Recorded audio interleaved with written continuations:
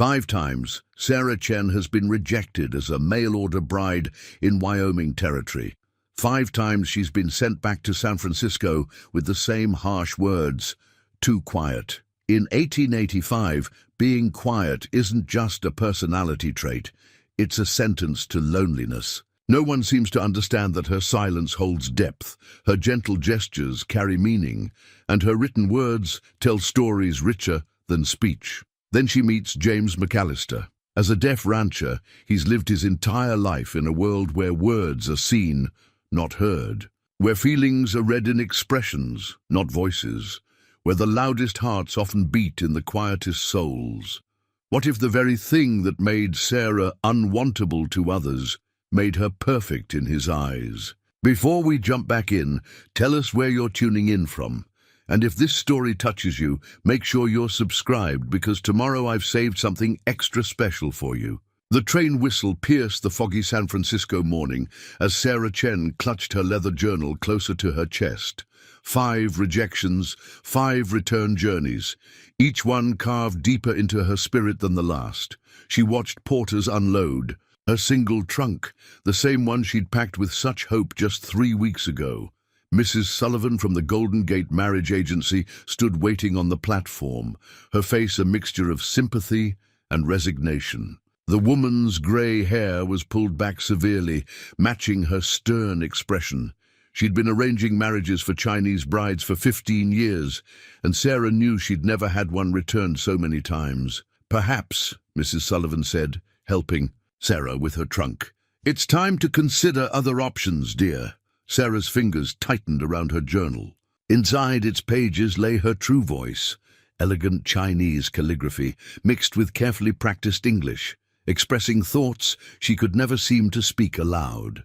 She'd filled 3 such journals since leaving China 4 years ago, each page a testament to everything she couldn't say.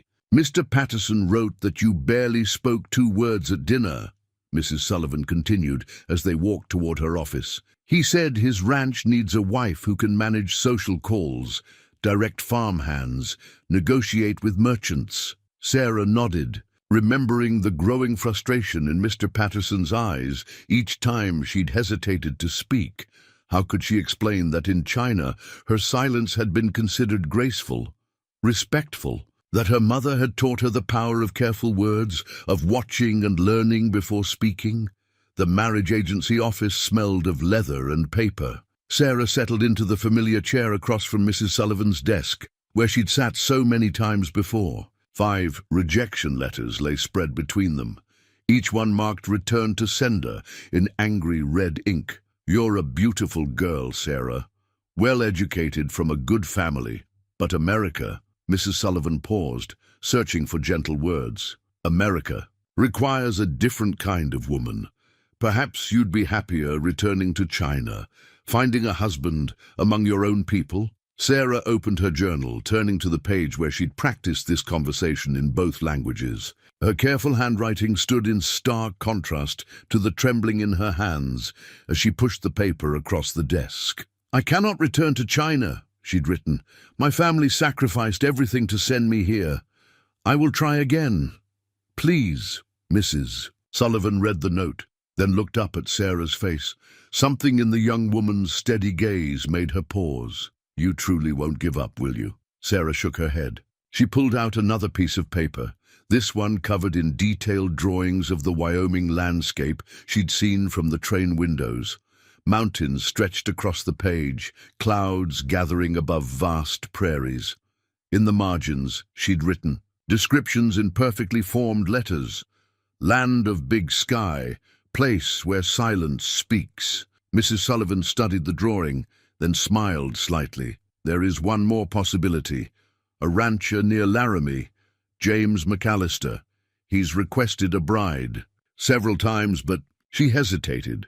"Well, he has his own unique circumstances. Would you be willing to try once more?" Sarah nodded without hesitation.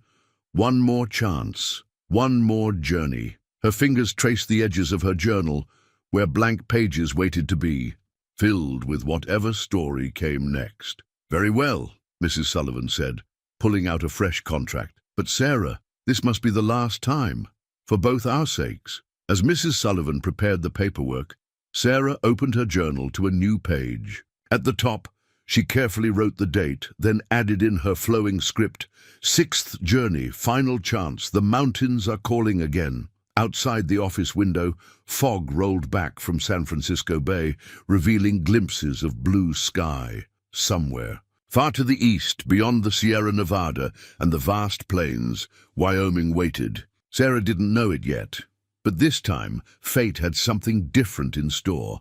A man who would understand her silence in ways she couldn't imagine, and a love that would teach them both new ways to speak. James McAllister sat on his usual bench at the Laramie train station, his leather-bound sketchbook open across his knees. Though he couldn't hear the approaching train, he felt its vibrations through the wooden planks beneath his feet. His pencil moved across the page, capturing the scene before him, passengers emerging from the morning mist, their faces telling stories his ears would never know. 20 years of silence had taught him to see what others merely heard, the way a mother's hands tightened on her children's shoulders when worried, how a man's jaw clenched before speaking harsh words, the subtle shift in posture that meant someone was about to turn and walk away. The station master, Henry, touched his shoulder, their signal that he had a delivery. James nodded, tucking his sketchbook into his coat. The ranch needed supplies, and the weekly train brought everything from seed to sugar. He'd learned long ago to time his supply runs with the passenger train. It was easier to conduct business. When everyone was distracted by new arrivals, his fingers brushed the rough texture of his sketchbook as he stood. Inside, hundreds of faces told the story of Laramie through his eyes. The baker's daughter, growing from child to woman. The sheriff's deepening worry lines during last year's drought. The changing fashions of strangers passing through. His art spoke what his voice couldn't, telling stories through careful observation and delicate shading. Henry gestured toward the supply cart, but James's attention caught on something else. A young woman stepping down from the passenger car, her movements deliberate and graceful. Unlike the other passengers who chattered and called out greetings, she moved in a bubble of silence that felt familiar. Her eyes took in everything, missing nothing. Those were the eyes of someone used to watching, understanding without words. James added a quick sketch to his book, the curve of her shoulders as she gathered her skirts, the careful way she studied each face in the crowd. There was a story there, in the space between her gestures. He knew about such spaces, about the words that lived in silence. The woman glanced his direction, and for a moment their eyes met. James saw recognition there, not of his face, but of something deeper, the same watchfulness, the same careful reading of the world. Then Henry was waving for his attention again, pointing at the waiting supplies. James closed his sketchbook and turned to his tasks. But as he loaded his wagon, he found himself glancing back at the mysterious woman. She stood apart from the crowd now, her small trunk beside her, waiting, always watching, just as he did. His horse, Thunder, nickered as James approached with the supplies. The animal's movements transmitted through the ground, a language of vibration James had learned to read as clearly as any spoken word. He patted Thunder's neck, understanding the greeting in the gentle headbutt he received. The ranch waited 5 miles outside town, a place where James had carved out a life that didn't depend on hearing, where his hands could speak through work, through the care of animals, through the sketches that lined his cabin walls. But for the first time in years, he felt a pull to linger in town, to watch this woman who seemed to understand the eloquence of silence. Sarah stood beside her trunk, watching the tall rancher with the sketchbook load his wagon. There was something different in the way he moved, a heightened awareness of his surroundings that matched her own. When their eyes had met earlier, she'd felt seen in a way 5 potential husbands had failed to manage. A commotion near the station door drew her attention. Her new potential match, Mr. Davidson, was late. The station master consulted his pocket watch with growing concern, then approached her with an apologetic expression. "Miss Chen." He held out a telegram. "Just arrived for you." Her hands trembled slightly as she opened it. The words were brief, but clear. "Changed mind, stop, do not send bride, stop." Another rejection, this one before she'd even had a chance to fail. The station master shifted uncomfortably. "We can arrange return passage to San Francisco on tomorrow's train. Perhaps you'd like to wait in the station's reading room?" Sarah opened her journal, ready to write her response, when a shadow fell across the page. The rancher with the sketchbook stood before her, his eyes kind but questioning. He gestured to the telegram in her hand, then to himself, touching his ear and shaking his head. Understanding bloomed.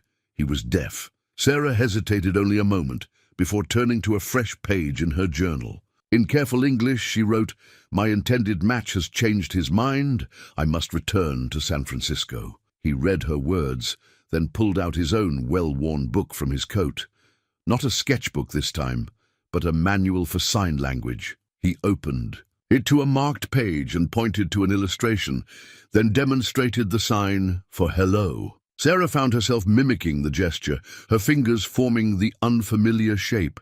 His face lit up with a bright smile that transformed his weathered features. He quickly wrote in his own small notebook, "I'm James McAllister. Would you like to learn more?" The station master watched their exchange with growing interest. "Mr. McAllister, didn't you inquire about a bride some months back?"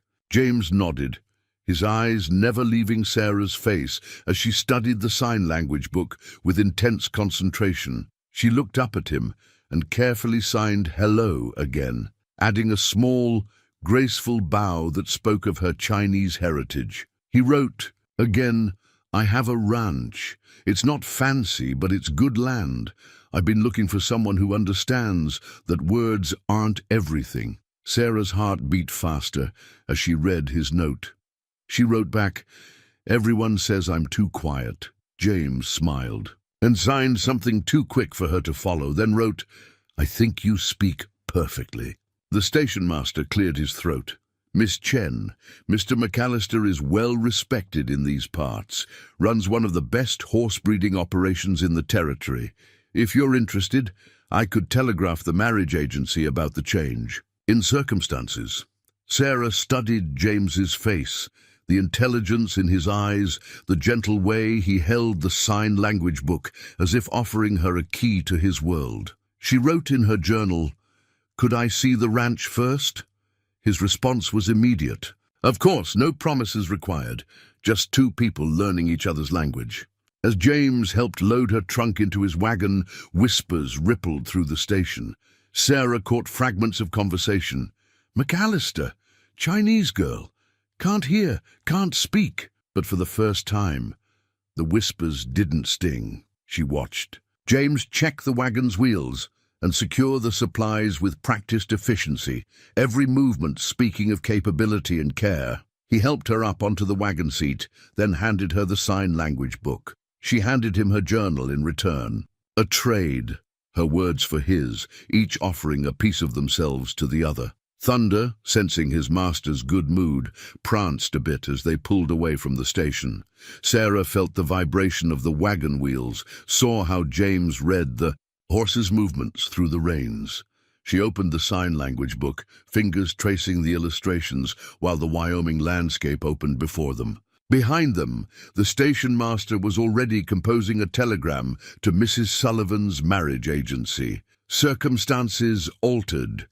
Stop. Miss Chen found promising alternative. Stop, details to follow.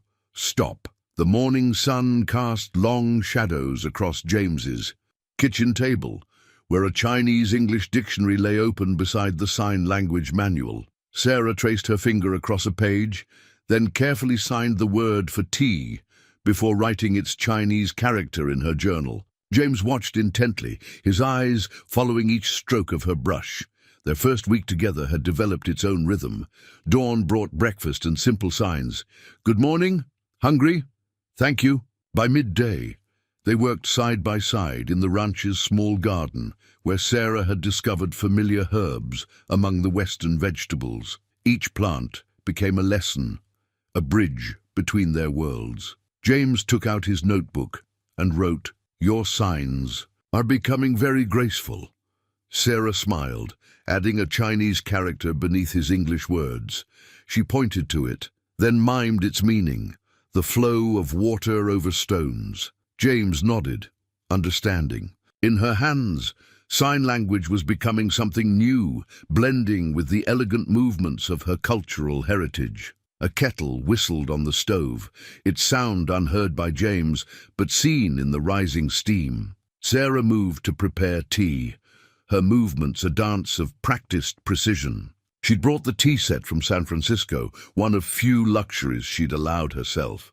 James had cleared a special shelf for it, understanding without words its importance to her. As she poured, James touched her arm gently and pointed outside. Through the window, they could see his neighbor, old Mrs. Henderson, making her way up the path. Sarah's hands trembled slightly. Meeting new people had always been the hardest part. James quickly wrote, "She's kind and very curious about my mysterious Chinese guest." He smiled, adding, "Show her how tea should really be served." "Your way." Mrs. Henderson's weathered face appeared at the door, which James opened with a welcoming gesture. Her eyes widened at the sight of the formal tea service, but her smile was genuine. "Well now," she said, speaking slowly and clearly, knowing James could read lips, "this is quite the civilized setup you've got here." Sarah bowed slightly and motioned to a chair. James wrote a quick note explaining the tea ceremony, which Mrs. Henderson read with interest. As Sarah went through the ritual, her confidence grew. The older woman watched, fascinated, as each step unfolded with graceful precision. After the first sip, Mrs. Henderson's eyes brightened. "Land sakes, I've never had tea like this. All these years drinking it wrong, seems like." James grinned and signed to Sarah, who was beginning to recognize common expressions. She wrote in her journal and showed them, "Tea is meant to be shared with friends."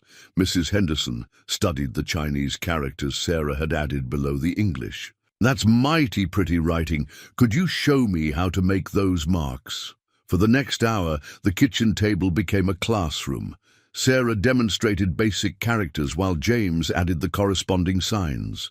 Mrs. Henderson proved an eager student, even if her brushstrokes were shaky. As she left, carrying a small packet of tea leaves Sarah had insisted she take, Mrs. Henderson paused at the door. "You two seem to be figuring things out just fine," she said, her voice warm with approval. "Sometimes the good Lord knows better than we do what we need." After she'd gone, James wrote, "See, your silence speaks volumes." Sarah responded by teaching him the sign for harmony, then showed him how it resembled the Chinese character for the same word. His rough rancher's hands moved carefully, practicing until he had it right. That evening, as sunset painted the sky in shades of gold and purple, they sat on the porch, adding to their shared vocabulary. Sarah taught James to write sunset in Chinese, while he showed her how to describe colors in sign language. Between them, the dictionary and manual lay open, their pages ruffled by the warm Wyoming breeze. In her journal that night, Sarah wrote in a mixture of English, Chinese, and carefully drawn sign illustrations. "Here, in this place between languages, I'm finding my voice, and someone who finally hears it." The ranch ledger lay open on James's desk, its neat columns telling the story of years of careful management. Sarah ran her finger down the precise handwriting, understanding now why James's ranch thrived while others struggled. Every detail was documented. Rainfall amounts, breeding records, supply costs, each entry a testament to his methodical mind. In the 3 weeks since her arrival, she'd begun adding her own notes to the ledger, careful observations about which horses responded best to different approaches, which fields needed extra attention. James had smiled when he first saw her additions, written in both English and Chinese, accompanied by small diagrams that needed no translation. The morning sun found them in the stables, where James was teaching her about his prized horses. His hands moved in fluid signs as he explained each animal's personality. Sarah had learned that Thunder, his favorite stallion, had been born the same year James lost his hearing to scarlet fever. They'd grown up together, learning to communicate through touch and movement. Sarah approached a nervous mare, her movements slow and deliberate. James watched as she hummed a Chinese lullaby, the vibrations soothing the horse, even though neither James nor the animal could hear the melody. The mare's ears flicked forward, then relaxed. James touched her shoulder and signed, "You have good horse sense." She smiled, signing back with growing confidence. "They're like people. Sometimes silence is what they need." The ranch's daily rhythm had become a dance they performed together.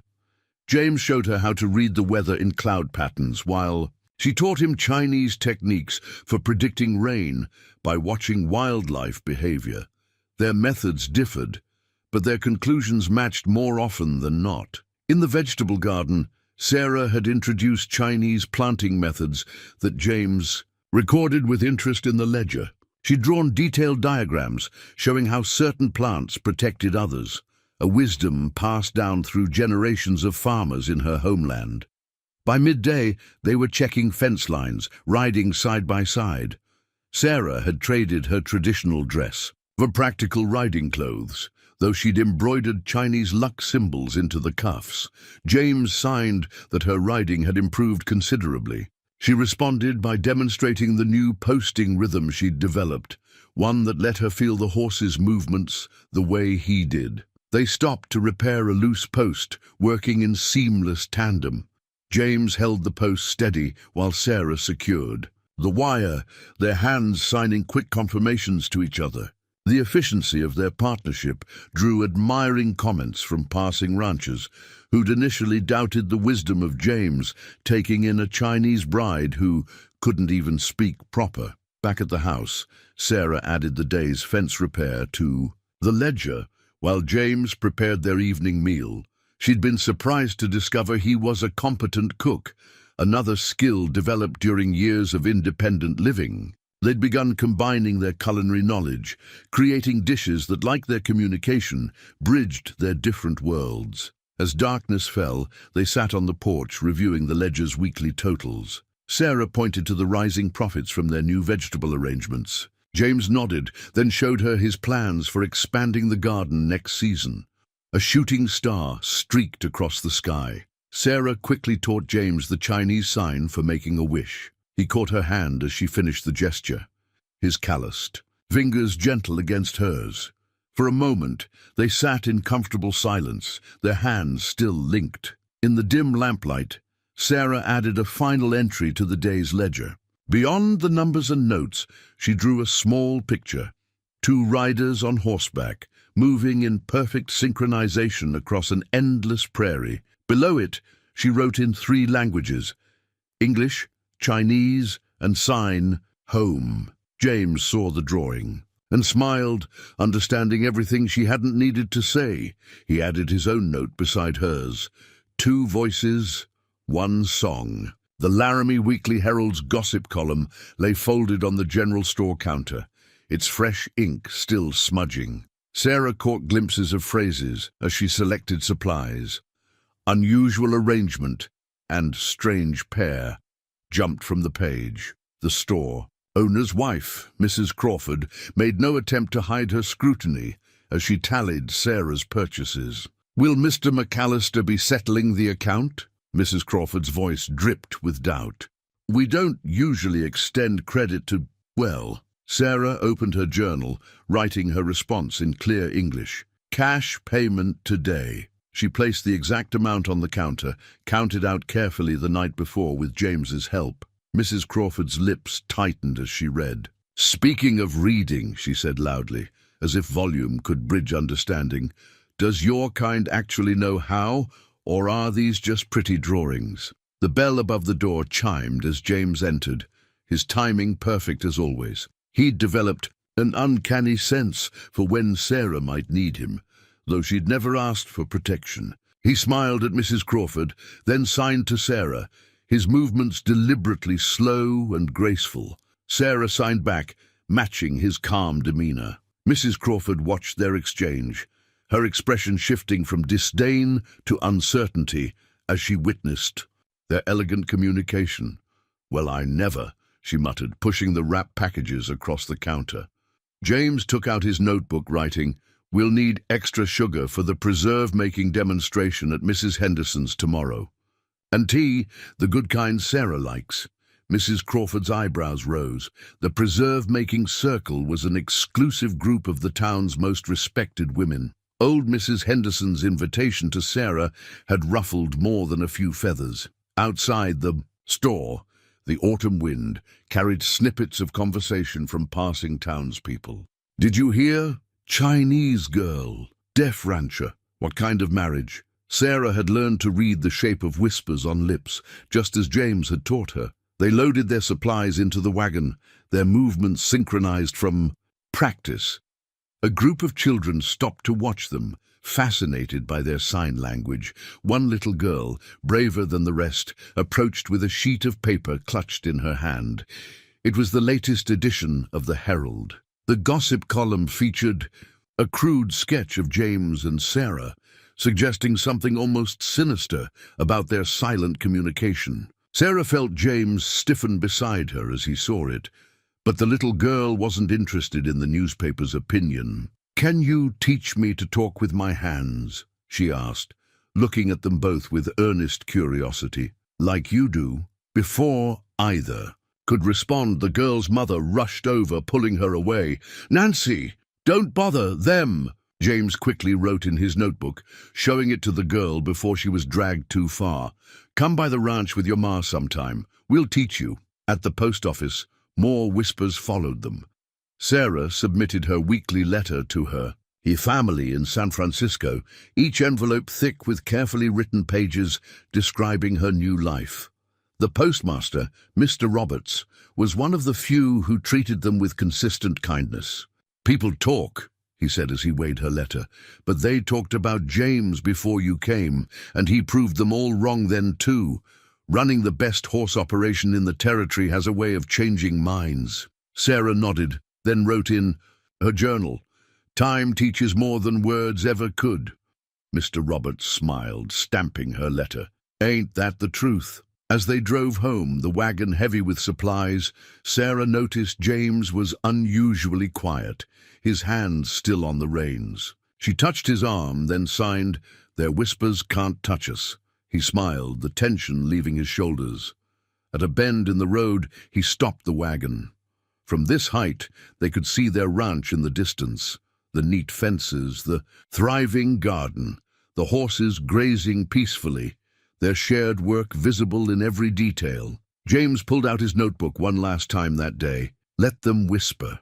We'll speak through what we build together." Sarah took the pencil, adding beneath his words, "and through what we teach others." That evening, as they reviewed the day's work, Sarah pasted the newspaper article into her journal, not in anger or shame, but as a reminder. Beneath it, she wrote in flowing Chinese characters, then signed the meaning to James. "Pearls form around irritants. What others see as strange, we will make beautiful." Sarah's recipe book sat open on the kitchen counter, its pages a blend of Eastern and Western cuisines. Chinese characters mingled with English annotations, and pressed herbs dotted the margins. The book had become a living document of her new life, each recipe telling the story of another bridge built. Today's page featured her mother's mooncake recipe adapted for Mrs. Henderson's preserve-making circle. Sarah had spent hours perfecting the substitution of local berries for traditional lotus paste, determined to create something that would speak to both worlds. The kitchen was alive with warmth and movement as 5 of the town's most influential women watched her work.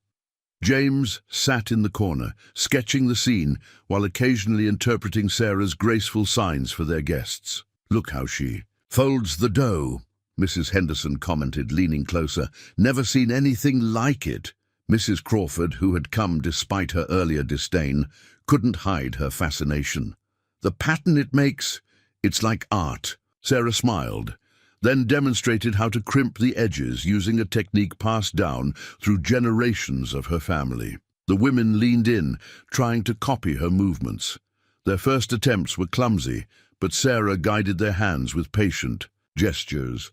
"Land sakes!" Mrs. Peterson exclaimed as Sarah opened the oven. "That smell like heaven itself!" The mooncakes emerged golden and perfect, their intricate patterns telling stories in dough.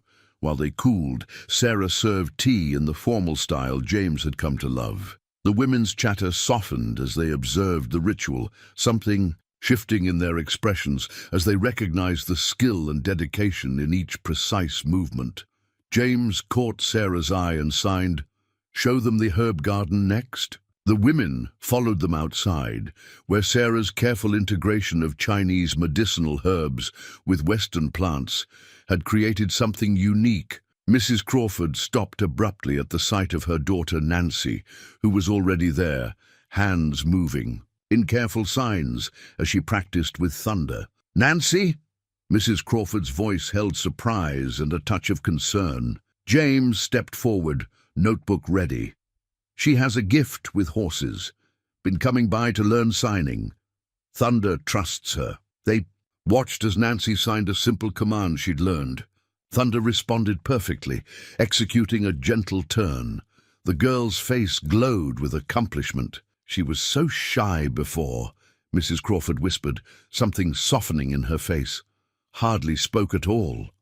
Sarah opened her recipe book to a blank page and wrote, "Sometimes the quietest hearts have the most to say. They just need their own language." As the afternoon progressed, the women's questions shifted from polite curiosity to genuine interest. They wanted to know about Chinese medicine, about Sarah's gardening techniques, about the way she and James had blended their different approaches to ranch work.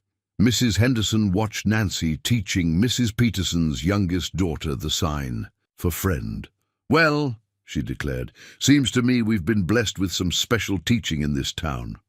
About time we started learning." When the women left, their arms full of mooncakes and their minds full of new ideas, the kitchen kept its warmth. James pulled Sarah close, signing against her palm. "You've given them a new way to listen." Sarah added a note to her recipe book, a simple entry that meant everything. Today, mooncake spoke louder than words. That evening, a knock at the door revealed Nancy and her mother. Mrs. Crawford held a jar of fresh preserves, a peace offering of sorts. "Nancy was wondering," she said, her eyes lowered, "if you might be willing to teach a proper signing class for children who might need it. And maybe," she hesitated, "for their mothers too." Sarah's hands moved in beautiful signs, which James translated, "Every new language opens another heart." Mrs. Crawford nodded, understanding perhaps for the first time that silence could hold its own kind of eloquence. Later, Sarah added a new section to her recipe book, Teaching Recipes. The first entry wasn't for food at all, but for connection. The basic signs for welcome, friend, and family, illustrated with the same care she gave to her most treasured dishes. James contributed his own notes, sketching hands in various positions, adding arrows for movement. Together, they were creating not just a recipe book, but a guide to their unique way of being in the world, a world where silence held flavor and gestures carried the sweetness of acceptance. The weather-damaged family photograph trembled in James's hands as he rushed to secure it. It was the only image he had of his parents, taken just months before the fever that stole his hearing. Sarah watched him tuck it carefully into his shirt pocket as the sky turned an ominous green-black above their ranch. She'd seen that color once before, in San Francisco during a terrible storm. But this was different. The Wyoming air felt heavy, electric. The horses in the paddock moved restlessly, their anxiety vibrating through the ground in ways both she and James could feel. Thunder, living up to his name, whinnied sharply. James was already moving, reading the horses' behavior as clearly as Sarah read the Chinese almanac's weather warnings. They had perhaps an hour before the storm hit, and too much to secure. Sarah grabbed her journal, quickly sketching a plan. Of the ranch, She divided the page in two, marking critical areas for each of them to cover. James nodded at her efficiency, adding a few notes about the new foal that would need special protection. They worked with urgent precision. Sarah gathered the younger horses while James secured the barn doors. Between them flew quick signs, made sharper and more essential by the rising wind. No wasted movements, no hesitation. Each understood exactly what the other needed. The first massive drops fell as Sarah helped James strengthen the garden fence. They'd worked too hard on their blended garden to lose it now. Chinese medicinal herbs grew alongside Western vegetables, each plant precious to their growing trade. With townspeople, a sharp crack of lightning illuminated James's face. Though he couldn't hear the thunder, he felt its rumble through the earth. His expression changed, hands signing rapidly. "Storm cellar now," but Sarah pointed urgently toward the far pasture. Through the growing sheets of rain, they could see the new foal had panicked, broken through a fence, and was running straight toward the creek, which was already beginning to swell. No time for discussion. Sarah pressed James's father's photograph deeper into his pocket, then signed, "I'm lighter, faster. Trust me." Before he could protest, she was running. Years of practiced silence made her movement swift and sure, even in the deteriorating conditions. James watched her for only a moment before turning to prepare the storm cellar. They each had their tasks now. Sarah reached the creek, just as the foal did. The young horse reared in panic at another lightning strike, but Sarah stood her ground. She began humming, not for the sound, but for the vibration, the same technique she'd used to calm nervous horses since arriving at the ranch. The foal's ears flicked forward, recognizing her. Sarah kept humming, her hands moving in the gentle gestures James had taught her for horse handling. Step by step, she drew closer. Behind her, the storm's fury grew. Wind whipped her hair free, and the rain made it hard to see. But her movements remained calm, deliberate. The foal needed to feel her certainty. Finally, her hand touched its quivering neck. In that moment, another lightning bolt illuminated the entire valley, showing her how the creek had become a rushing torrent. They needed to move now. Sarah guided the foal back toward the ranch, choosing her path carefully on the increasingly muddy ground. Through the curtain of rain, she saw James emerge from the storm cellar, his hands raised to sign, "This way!" They reached the barn just as the full force of the storm hit. James had prepared a special stall with extra bedding, tucked away from the worst of the wind. Together, they settled the foal, their hands moving in silent communication over its care. Only when the young horse was calm did James pull Sarah into a fierce embrace. He drew back to sign, "Brave, foolish, perfect." She smiled through her dripping hair and signed back, "Learned from you." They made their way to the storm cellar as the wind howled above. James pulled out the photograph, checking it was safe. Sarah lit the lamp they kept there, illuminating the small space they'd prepared for just such emergencies. In its light, James showed her the photograph properly for the first time. His parents smiled from the sepia image, his father's hand resting proudly on young James's shoulder. Sarah traced their faces gently, then signed, "They gave you strength. You gave me courage." James took out his notebook, its pages slightly damp but still usable. He wrote, "We give each other language." Above them, the storm raged on. But in their snug cellar, they continued their quiet conversation, hands moving in the lamplight, telling stories of courage and trust, of fears faced together, of a language built between hearts. Sarah wrote in her journal, which she'd managed to keep dry, "Today I learned that love speaks loudest in moments of silence, when actions say what words cannot." The damaged fence post stood as a testament to deliberate malice, its fresh-cut Chinese characters gouged deeply by a hostile hand. Beside the vandalism, James's ranch brand had been carved mockingly. Sarah ran her fingers over the markings, recognizing the words for outsider and silence among the crude strokes. James touched her shoulder, drawing her attention to approaching horses. Through the morning mist, she recognized Mr. Patterson, her former intended match, riding alongside two members of the town council. "McAllister!" Patterson's voice carried across the pasture. "Time we had words about this situation." James stepped forward, positioning himself slightly in front of Sarah.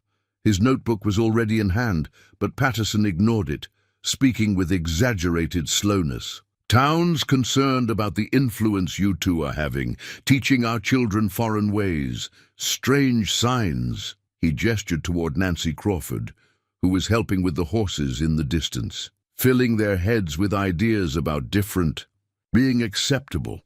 Sarah opened her journal, but Patterson snatched it from her hands, letting it fall into the mud. "No more of your chicken scratch. This is American soil. We speak English here." James's hands moved in sharp, clear signs that needed no translation, his expression thunderous. He reached for Sarah's journal, but one of the councilmen dismounted, blocking his path. "Now see here, McAllister. You were strange enough before, but we tolerated it because you ran a good operation. But this," he waved towards Sarah, "teaching our children to be silent like her, it ain't natural." Sarah felt James trembling with rage beside her. She touched his arm, then bent to retrieve her journal. With deliberate grace, she wiped it clean and wrote in perfect English. "Our students learn 3 languages, English, Chinese, sign. Knowledge is strength, not weakness." "Knowledge?" Patterson spat. "You call those hand-wavings knowledge and these foreign markings?" He kicked the fence post. "For all we know, you're teaching spells and wickedness." Nancy had noticed the confrontation and was running toward them. Sarah saw Mrs. Crawford following, her face worried. Other ranch hands were drawing closer too, drawn by the tension in the air.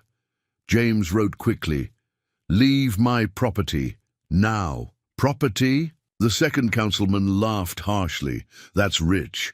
Way we hear it. You never filed proper ownership papers after your pa died. Been meaning to look into that, given the circumstances." Sarah felt James go still.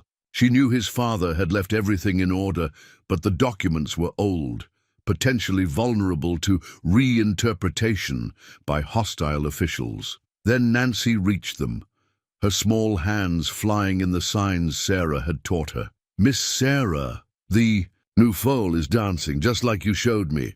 Mrs. Crawford arrived, breathless. "Nancy, come away." She stopped, taking in the scene. Her eyes fell on Sarah's muddied journal, then rose to Patterson's satisfied smirk. Something shifted in her expression. "Mr. Patterson," she said clearly, "my daughter could barely speak to strangers before Miss Sarah taught her a new way to express herself. Now she's top of her class in reading and writing."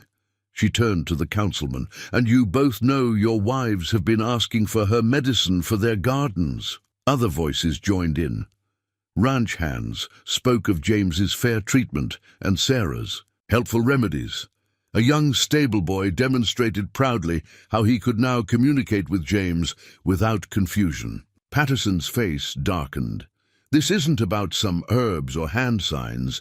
This is about proper order, natural ways." Sarah straightened, drawing out her pencil. In her journal she wrote words she'd practiced for weeks. "The only unnatural thing here is fear of difference." James took the journal, adding, "My father's papers are filed with the territorial office, certified copies in the bank vault. Touch our ranch, and I'll have the governor's office reviewing every land deal this council has ever made." The councilman shifted uncomfortably. They knew James's reputation for meticulous records. If he said he had documentation, he did. Patterson glared at Sarah. "This ain't over. You don't belong here, girl. Never will." As they rode away, James and Sarah stood together before the damaged fence post. She traced the crude characters, then took out her carving knife. With precise strokes, she began transforming the ugly marks into something new. By sunset, the post bore a proper Chinese blessing intertwined with James's ranch brand, the characters flowing around it like a protective embrace. Below, Sarah added a new carving, hands shaped in signs of hope, strength, and unity. James brought paint, and together they filled the carvings with bold colors that would be visible from the road. a declaration, not a defense. In her journal that evening, Sarah wrote, "Some try to build fences between hearts. We will turn their barriers into bridges."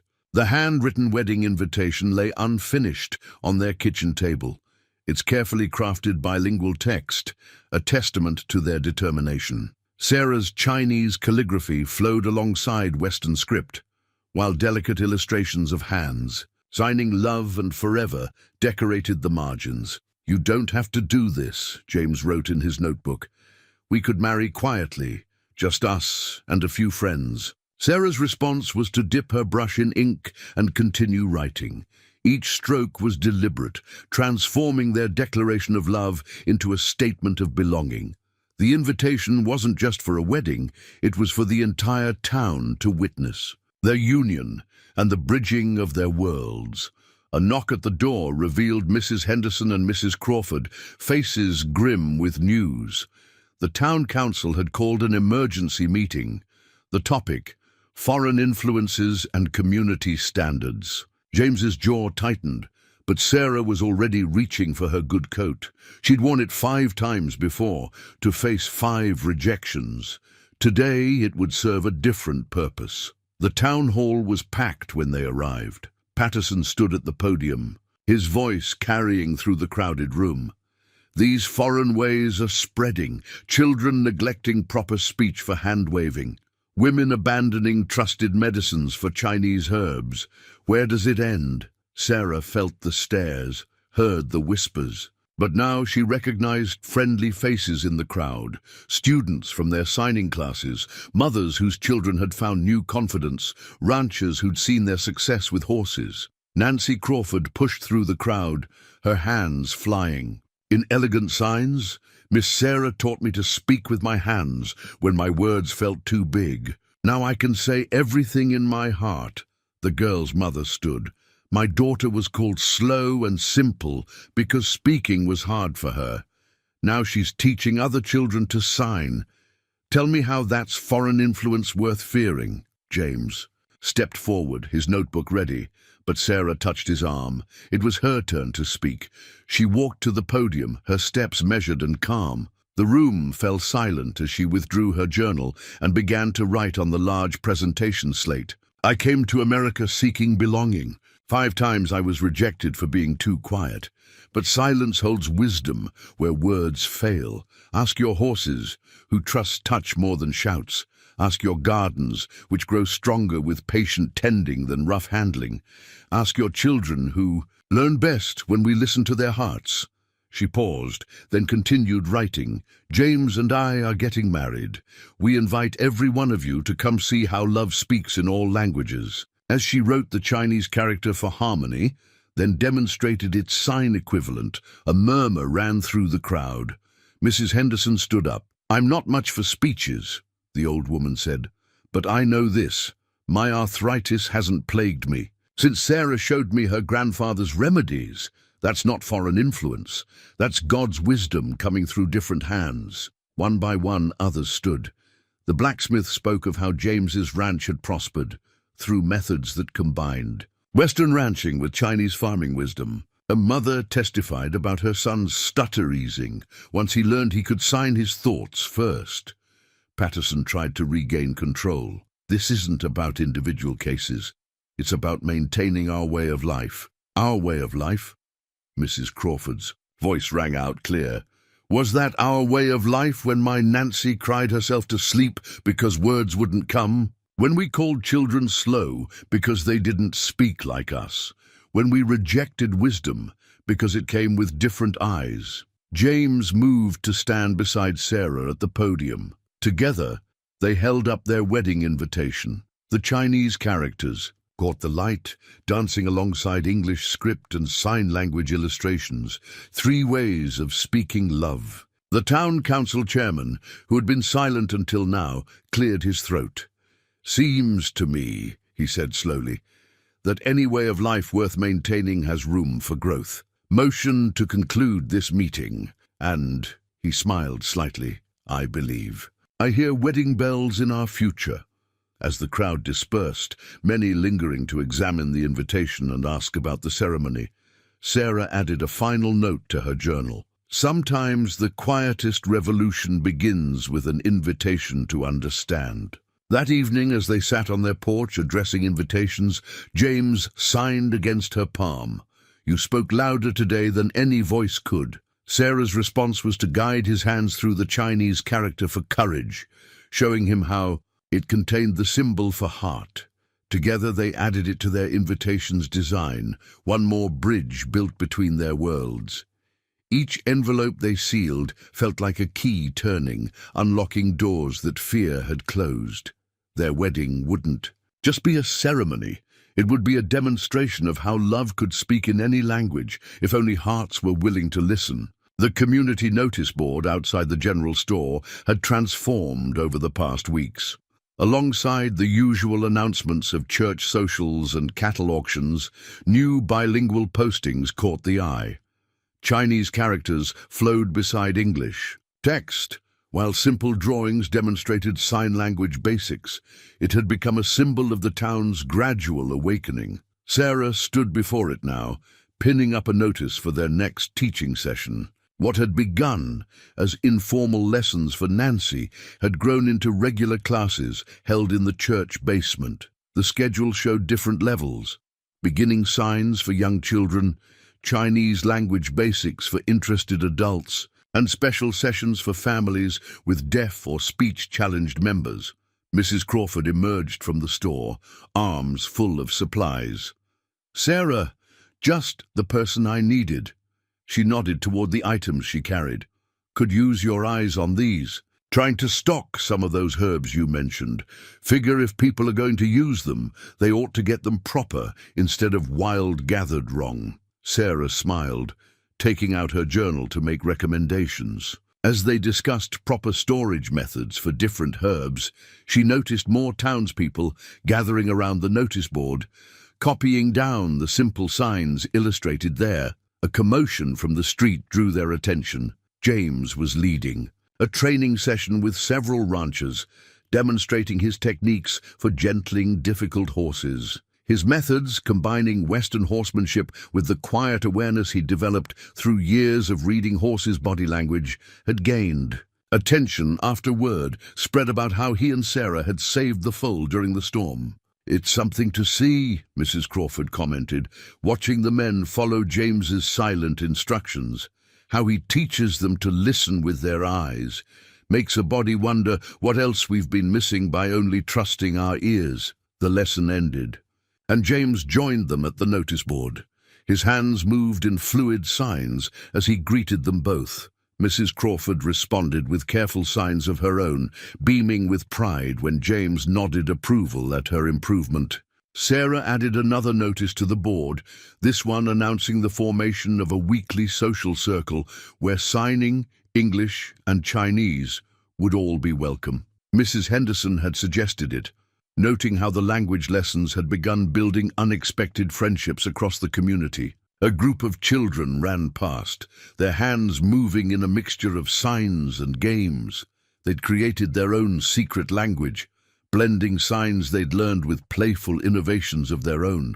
Sarah caught fragments of their conversation, signs for horse and adventure, mixed with Chinese words for friend and secret. James tapped the notice board and signed, "Look what you started."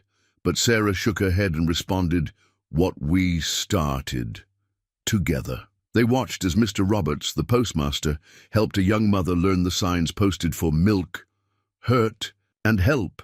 Her infant son, born with difficulty speaking, would grow up in a town that had learned there were many ways to hear a voice. Even Patterson's wife had begun attending the herb sessions, though her husband remained coldly distant. She'd confided to Mrs. Henderson that her garden had never bloomed so well, and her daughter's persistent cough had eased with Sarah's tea blend. The town's children had proven the quickest to embrace change. They flocked to the ranch for riding lessons, knowing they'd learn not just horsemanship, but also new ways to communicate. James's quiet confidence and Sarah's gentle patience created an environment where difference was no longer something to fear. A deaf child from a neighboring town had recently begun staying with relatives in Laramie to attend their lessons.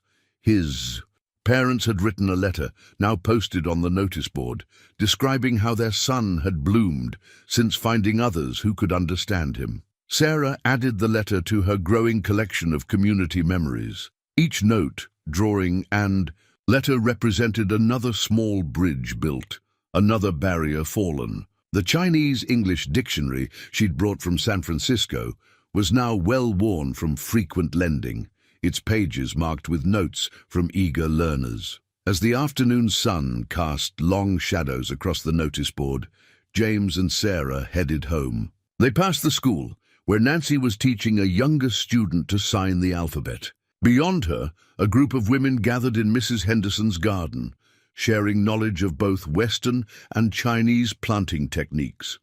"Tomorrow," James signed, "the governor's wife visits to learn about our teaching program." Sarah nodded. Word had spread beyond Laramie about their unique community. What had begun as a love story between two people who spoke without words had grown into something larger, a testament to the power of listening with more than ears. In her journal that evening, Sarah wrote, "A single bridge between hearts can lead to bridges everywhere. All it takes is the courage to build the first one." The handmade quilt grew beneath Sarah's fingers as the blizzard raged outside, each patch telling its own story. Western calico nestled against silk scraps from her mother's old dresses, while embroidered Chinese symbols danced alongside traditional American patterns. Like everything in their life together, the quilt was becoming a bridge between worlds. 3 days into the worst winter storm anyone could remember, their ranch had become a refuge. The Henderson family had arrived first, their own home's roof, threatening collapse under the snow's weight. The Crawfords followed, then others, until the house hummed with quiet activity despite the howling wind outside. James moved through the crowded rooms with practiced ease, his awareness of space and movement making him an unexpectedly graceful host, even in the cramped conditions. He'd insisted on bringing in the most vulnerable livestock, turning their barn into an ark of horses, cattle, and even a few sheep from neighboring farms. Sarah's Chinese medicines and Western first aid supplies covered the kitchen table, organized with clear labels in both languages and accompanying signs drawn beneath. Mrs. Patterson, who'd come without her husband when their youngest developed, a fever, watched intently as Sarah demonstrated how to prepare a throat-soothing tea. "My mother swore by whiskey and honey," Mrs. Patterson admitted, "but this brings the fever down gentler." The children had created a game of practicing signs while wrapped in blankets near the fire. Nancy led them, teaching the younger ones how to sign stories about the storm. Their small hands shaped words for snow, wind, and safe, adding dramatic flourishes that made the adults smile. Through the kitchen window, Sarah caught glimpses of other ranchers arriving on horseback, bringing news of families isolated by the storm. Without discussion, she began preparing more healing packets while James organized the strongest riders for supply deliveries. Their preparations were interrupted by Thunder's distinctive warning stamp from the barn. James felt the vibration and was moving before Sarah could sign to him. She followed, wrapping herself in the unfinished quilt. They found a young ranch hand, barely conscious, half frozen in the barn doorway. He'd ridden through the storm to warn them, the Hendersons' oldest boy, was trapped at their property, trying to save their remaining livestock. The next hours tested everything they'd built together. James organized a rescue party, while Sarah prepared medicines and heated blankets.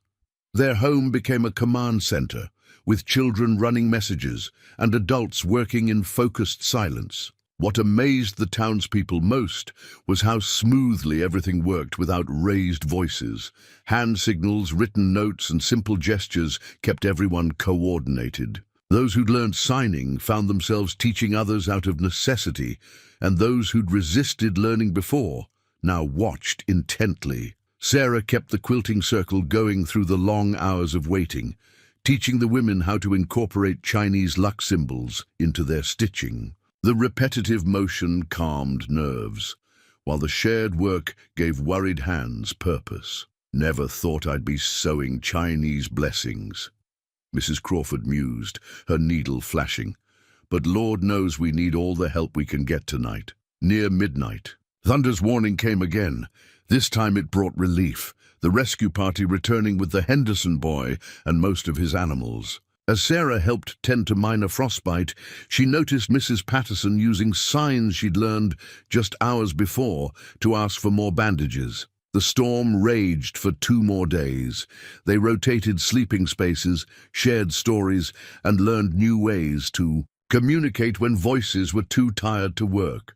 The quilt grew longer, gaining patches from every family present, each one sewn with newly learned stitches that blended east and west. When the sky finally cleared, their home had been transformed. Chinese herbs hung drying alongside Western remedies. Children's drawings of sign language mixed with traditional decorations. The quilt, finished during those long hours of waiting and watching, draped across the back of James's father's old chair, a symbol of warmth created by many hands. As families began the slow process of returning home, checking damages and helping neighbors dig out, something had shifted. The storm had forced them to learn each other's languages, to rely on silent understanding when words alone wouldn't suffice. Sarah found a note tucked into her medicine box, written in Mrs. Patterson's careful hand. Some wisdom speaks in whispers, and some strength comes without sound. Thank you for teaching us to listen with more than our ears.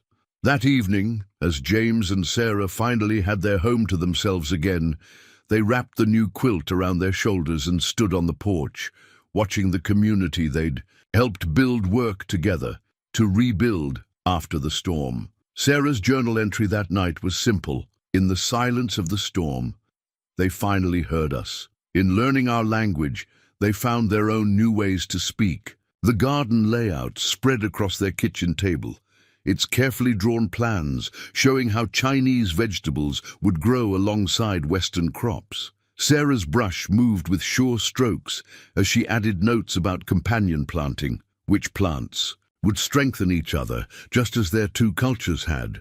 James leaned over her shoulder, adding his own notes about irrigation techniques he'd developed. The winter storm had taught them all about survival, but spring whispered of possibility. Their garden would feed more than just their household now. It would help supply the weekly market they'd proposed to the town council. A stack of letters from Sarah's family in San Francisco sat nearby, containing seeds her mother had carefully packed along with wedding wishes. The Chinese characters of her mother's writing flowed with joy and pride, celebrating how her quiet daughter had found not just acceptance, but purpose. Your father says the winter peas should be planted first, Sarah signed to James, translating from the letter. He's drawn diagrams for proper spacing. James nodded, adding the information to their plan. They'd expanded the garden plot significantly, aided by volunteers from town who'd stayed on after the storm to help prepare for spring. Even Patterson had grudgingly offered his team of horses for the heavy ploughing, though he still wouldn't speak directly to them. Mrs. Henderson arrived with her basket of seedlings, already sprouting from lessons Sarah had taught during the long winter nights. "These Chinese greens of yours," she said, signing as she spoke, "they're hardier than anything I've grown before." Other townspeople followed, bringing tools, seeds, and questions. The garden had become a gathering place where signing hands discussed planting techniques and children proudly showed off their growing vocabulary in both Chinese and sign language. Nancy Crawford, who'd appointed herself official translator for new visitors, was teaching a group of younger children how to sign the names of different vegetables. She'd created a song that blended English words, Chinese terms, and signs, a playful hybrid that perfectly captured their community's evolution. The governor's wife wrote again, Mrs. Crawford mentioned, helping to mark out new beds. She's determined to start similar programs in other towns, wants to know if you'll help train teachers. Sarah looked at James, who smiled and signed, "Your choice, always." She took out her journal and wrote for everyone to see. First, we grow strong roots here. Then we help others grow their own gardens. The afternoon sun warmed their backs as they worked, the soil coming alive beneath their hands. Sarah showed them how to create raised beds in the Chinese style, while James demonstrated his method of reading the land's natural contours for optimal drainage. Thunder nickered from his paddock, drawing their attention to new arrivals. Henderson's oldest boy, recovered from his winter ordeal, led a group of ranchers interested in learning James's horse gentling techniques. The winter had proven how valuable calm, well-trained horses could be in a crisis. "We're thinking," young Henderson said, and signed simultaneously, "of making this a proper training center. Horses, languages, farming, everything you both can. Teach." Sarah felt James's hand slip into hers, squeezing gently. They dreamed of something like this during those long winter nights, but hadn't dared voice it too loudly. She drew out the second set of plans they'd been working on, designs for expanding the ranch to include proper teaching spaces.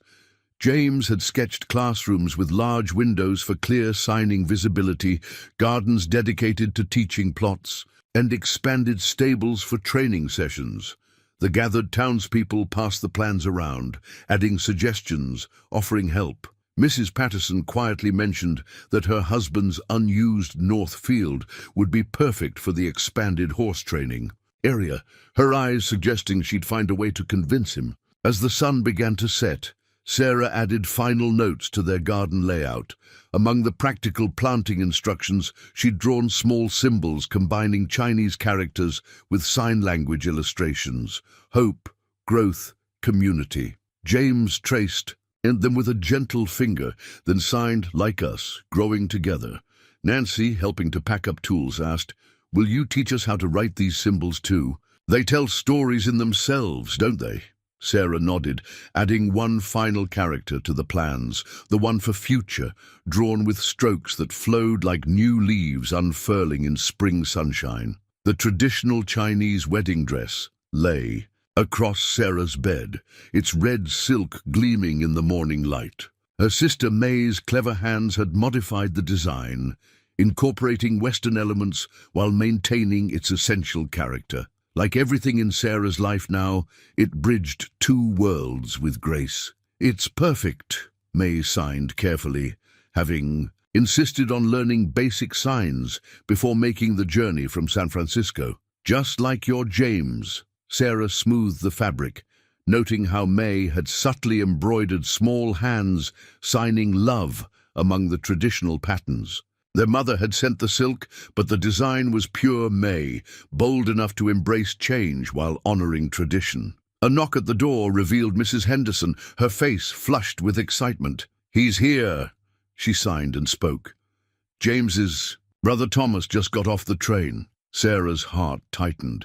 James hadn't seen his brother since their father's funeral 5 years ago. Thomas had never accepted his brother's deafness, viewing it as a weakness that threatened the ranch's future.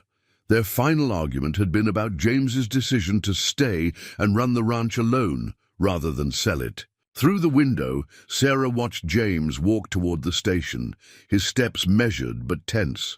She'd learned to read his emotions in the set of his shoulders, the rhythm of his stride. Right now, every line of his body spoke of guarded hope. May touched her arm. "Go with him," she signed. "Some bridges need extra support while they're being built." Sarah hurried to catch up, falling into step beside James. He gave her a grateful smile, reaching for her hand as they approached his. "Brother!" Thomas stood awkwardly by his luggage, looking older than Sarah had expected from James's descriptions. "Jimmy," Thomas said, then stopped, realizing his childhood nickname for his brother no longer fit the confident man before him. He fumbled, with a piece of paper reading carefully rehearsed signs. "I'm sorry, I was wrong." James stood very still, then reached for his notebook, but Thomas held up his hand. "No," he said, signing slowly, clumsily. "I learn your way now." The signs were crude, learned by mail from Nancy Crawford over the past months, but they represented something profound. a willingness to step into his brother's world instead of demanding James live in his. Sarah felt James's hand tremble. In hers, as he signed back, his movements gentle, simplified for his brother's understanding. Welcome home. The afternoon brought more arrivals.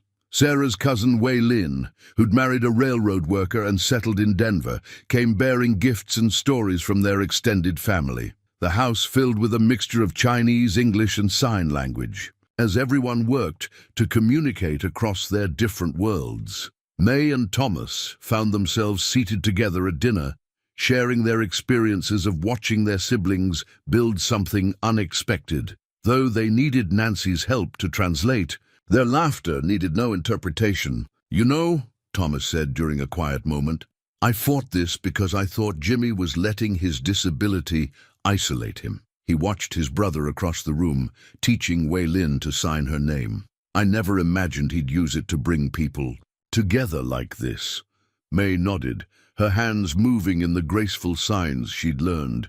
Sometimes what the world sees as weakness becomes strength when given room to grow. The wedding dress became a gathering point, as women from both families added their own touches. Mrs. Crawford contributed delicate lace for the cuffs, while Wei Lin sewed a traditional Chinese button knot. Each addition honored both innovation and tradition.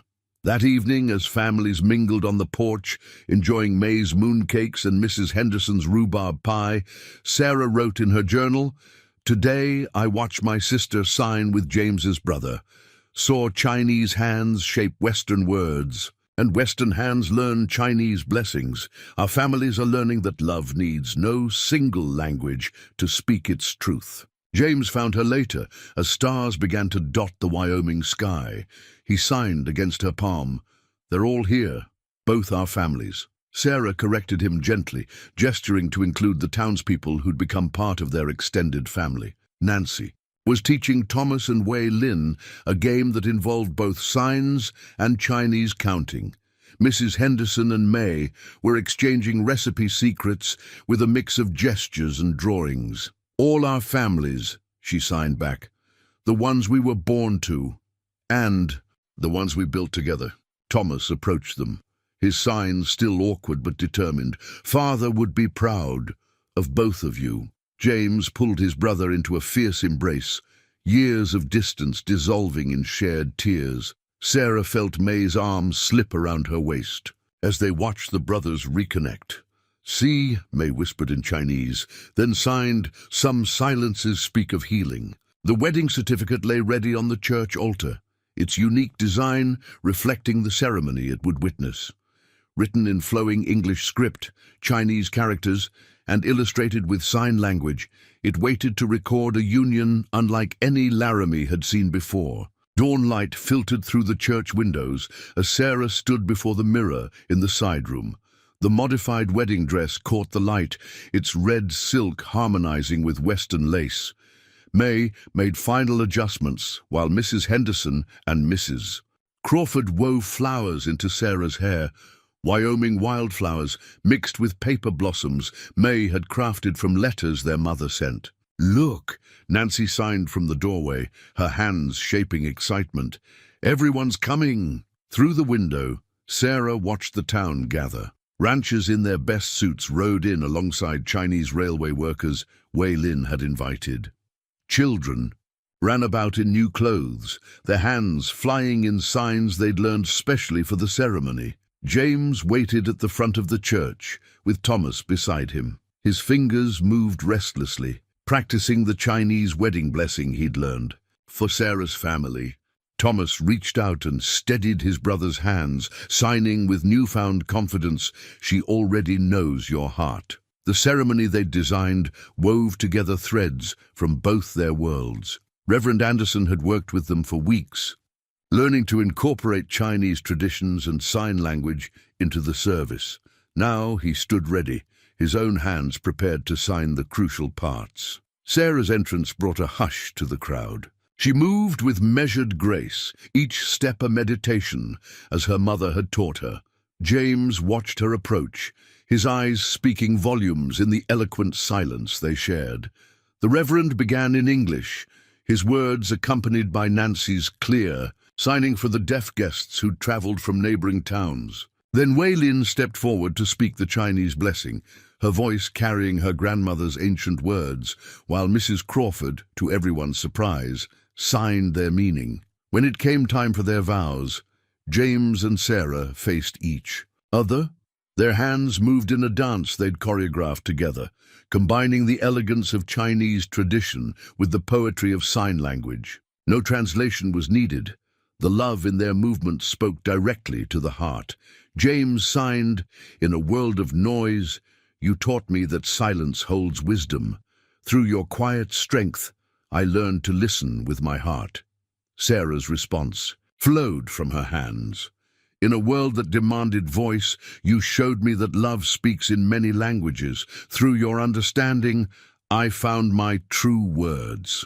Together, they signed, "We bridge worlds, not just for ourselves, but for all who seek new ways to speak their truth." The exchange of rings incorporated Chinese red ribbon, symbolizing the ties that bound their destinies. As they tied the knot together, Thomas and May stepped forward with the wedding certificate, each signed as witness.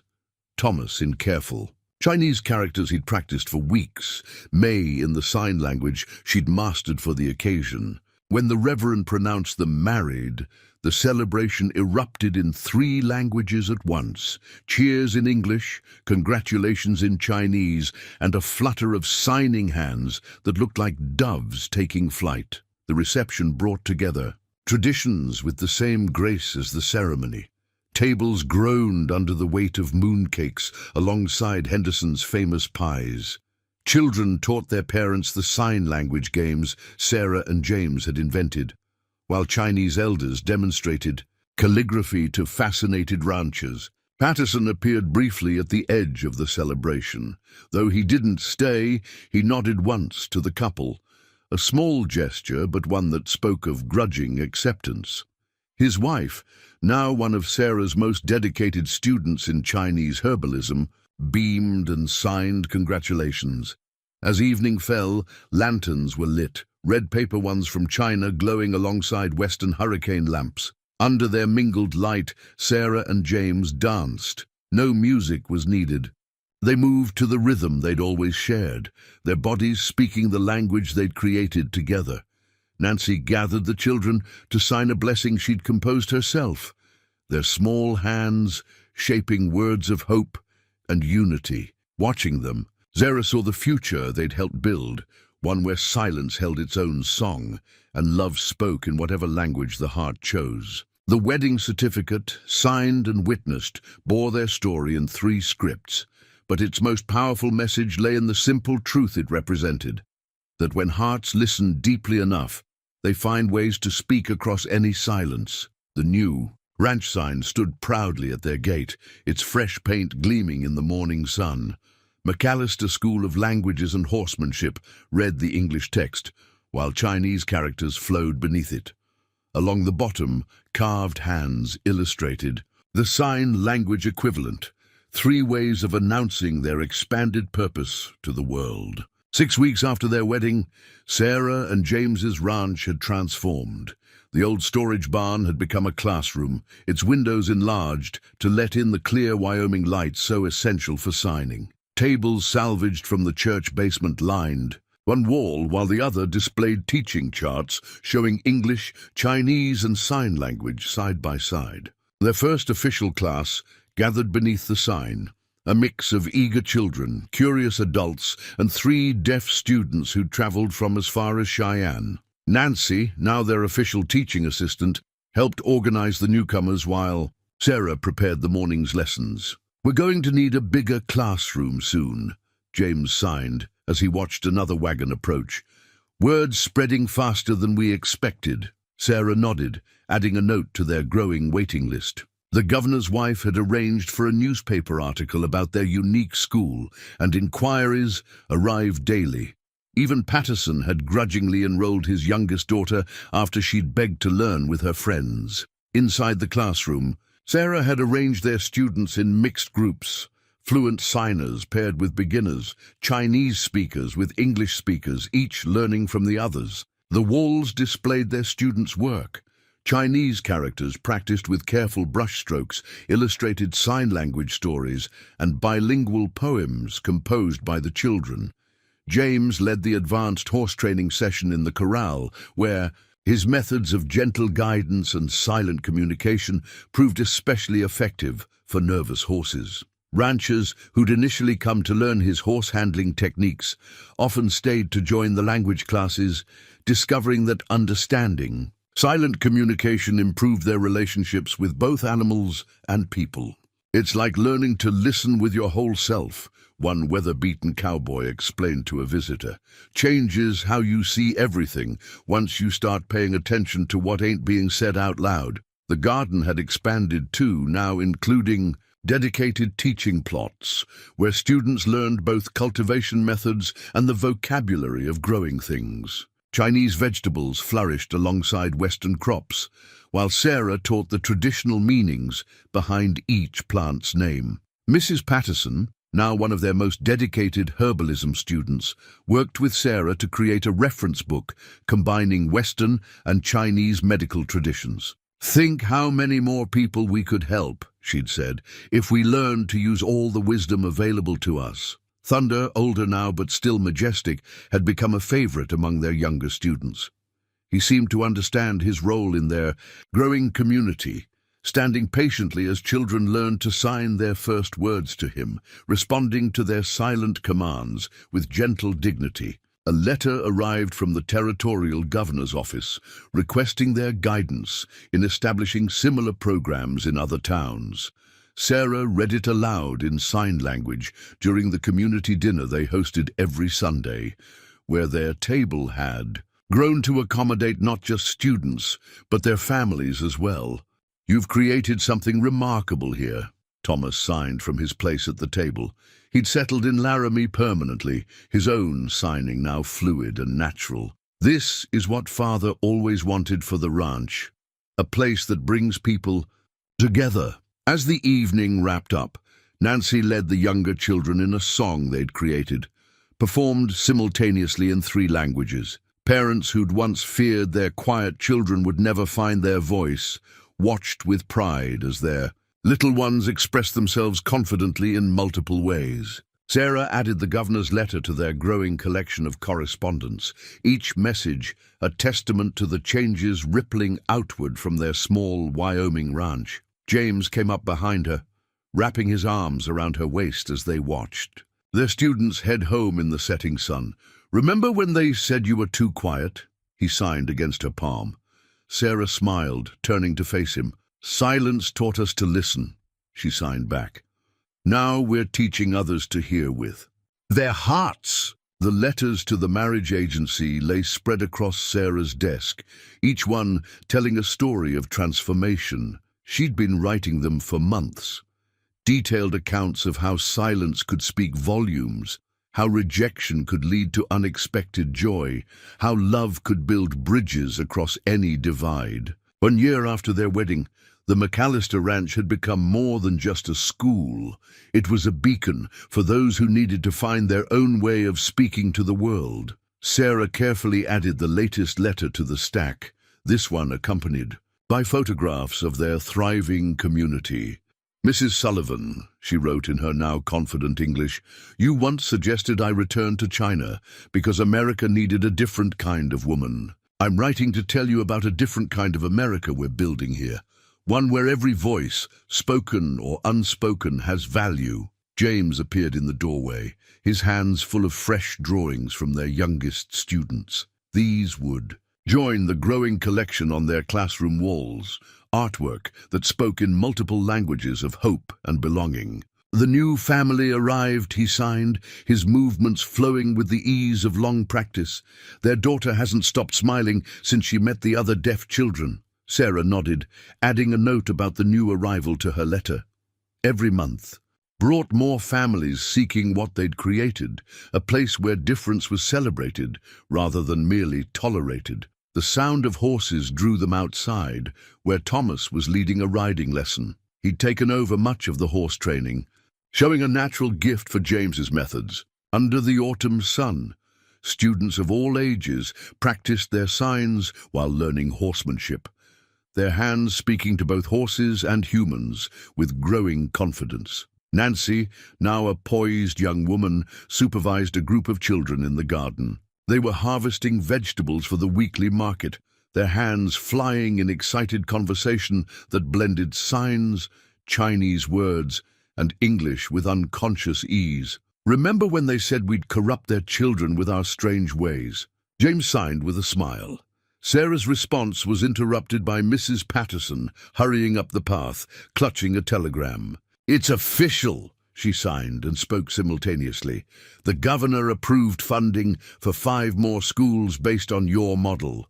They want you both to help train the teachers." The news spread quickly through the ranch. Students gathered around, their hands creating a fluttering celebration of silent joy.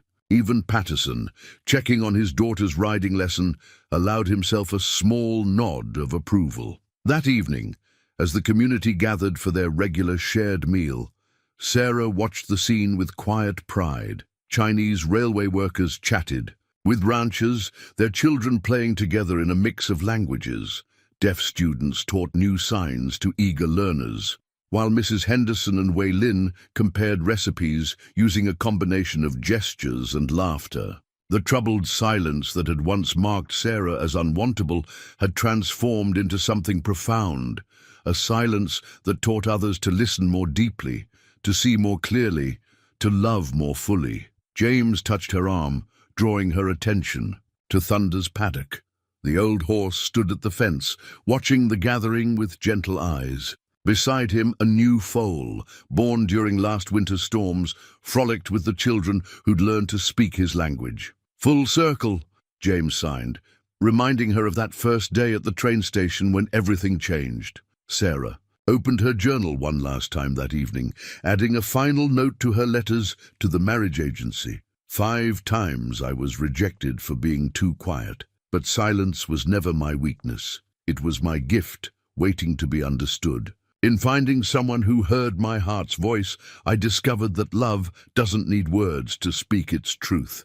It needs only the courage to listen differently. She added a postscript in 3 languages, English, Chinese, and Sign, for every quiet heart still waiting to be heard. Remember, sometimes the perfect voice is the one that speaks without sound. Outside their window, the Wyoming stars painted the sky with silent light, while inside, the warmth of their gathered family, born of blood and choice alike, filled the air with a symphony of unspoken love. In the end, they had built something far greater than a marriage or a school. They had created a place where silence could sing, where every voice could find its way to speak, and where love knew no language barriers.